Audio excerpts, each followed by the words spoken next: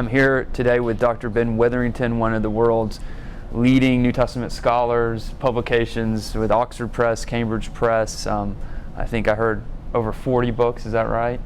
And one of the things I want to start off asking you, Ben, is you've been in academics for a long time, and one of the things that when I'm talking to the church about scholarship and just trying to bring them into a higher level discussion is sometimes they're shocked that there's biblical scholars who don't actually believe in the Bible. Yep. And you've been doing this for some time now, and you still trust the Bible. Why do you, through all these years and through all these academic discussions, why do you still believe the Bible? Well, let me tell you a little story.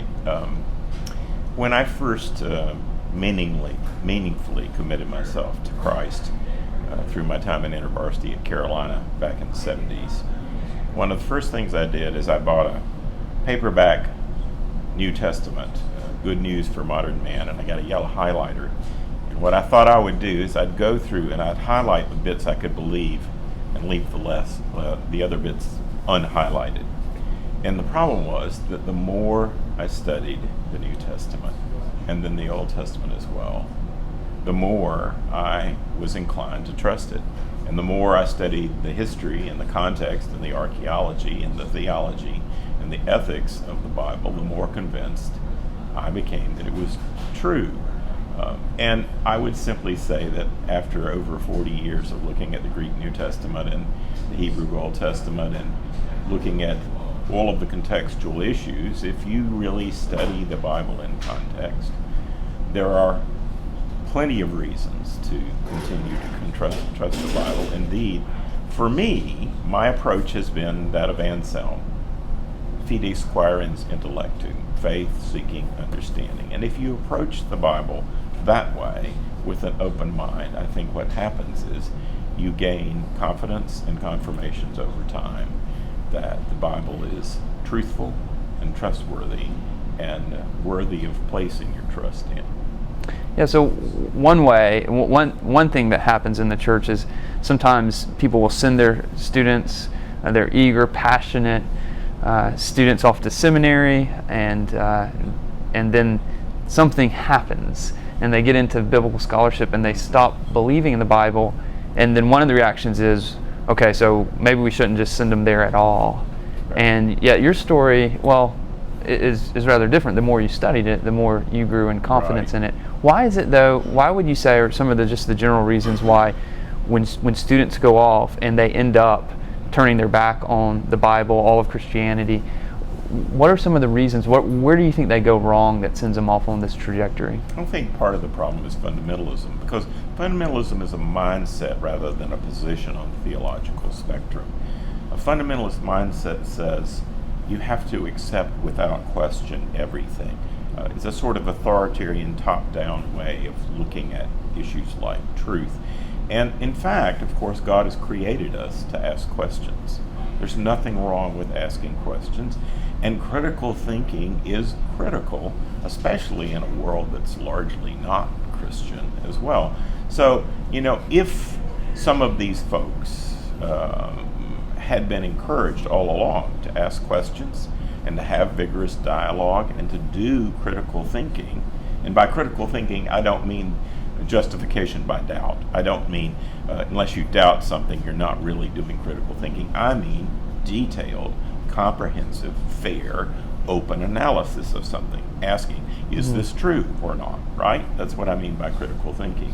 I think part of the problem is that when some students get to seminary, they kind of get blown out of the water because they haven't been raised to have meaningful dialogue with people they disagree with. They haven't been raised to do good critical thinking. They haven't been taught how to probe and ask the right kinds of questions and listen patiently to answers and then continue to have a dialogue. They've not been taught how to think in a Christian manner. And I mean, that's a huge tragedy. And so when they hear something that unsettles what was previously a sort of prepackaged genuine faith, when they hear something that disturbs them, oh, well, it's like dominoes all the way down. Yeah. They don't know how to cope with that because they've never been taught how to do dialogue and discussion and even debate in a Christian spirit. Yeah, one way that was so helpful, that explanation. One way I describe it is they don't they don't see things with sufficient nuancing. They've never been taught the nuance. Everything's black or white. Right. And then, and as an apologist, one of the things I talk about is having a web of beliefs and exploring that web. But if you end up adjusting something from more research or from interacting with others, the goal is actually truth, not just holding on to everything you were taught, as a child. Or sometimes as we grow in our knowledge, we actually, we do mature, and the goal is truth, right, not simply holding on to past traditions. Well, and the other part of it is, I think the other part of the fundamentalist mindset is the lust for certainty. Yeah. And honestly and truly, only God is omniscient, right? We see through a glass darkly. That's why I say to my students, you're on a journey of lifelong learning. Don't jump off the ship, right? You need to continue the process of learning over the course of time. And that means that some of the things that you have thought before are going to be replaced by better reasons, better ideas, more solid foundations for your faith. Don't be afraid to sail out of the harbor. I was once told by a Sunday school teacher, God has an easier time steering a ship that's moving.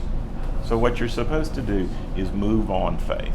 Yeah. And continue to learn and continue to grow and continue to process, remembering that nobody that lives today, no human being is inerrant and infallible. They all have only partial knowledge, and we're all trying to seek the truth, especially about God and the Word of God. So we need to approach that with an open heart and a trusting mind. Yeah, that's great advice. Stick around with us. Next segment, we're going to talk more about how New Testament studies in particular can help in the task of apologetics.